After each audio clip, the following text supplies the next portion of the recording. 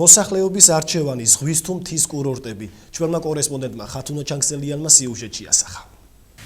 საკმაოდ გრძელვადიანი წვიმებისა და უამინდობების ფონზე როგორც იქნა ივლისის მიწურულსა და აგვისტოს დასაწყის ზემაც გამოანათა. სადაპირებენ ზაფხულის ფაქტიურად დარჩენილი ერთი თვის გატარებას ოზურგეთელები ამის გასარკვევად ქუჩის გამოკითხვას მიმართეთ. ვაპირებ ფურექში წავიდე, რადგან უფრო კარგია ბავშვებს გავიცნობ, გავერთობი, უფრო გავამაზდა ურეკიც და კარგი დროის გატარებას ვაპირებ. ჯერჯერობით დავით სოფელში ვარ. ნახოთ. ალბათ ზღვაზე როცა დახმით. გოგულეთში. ზაფხულის გატარებას ვაპირებ მე ბათუმში ზღვაზე უნდა ვიარო და გავილურჯო უნდა.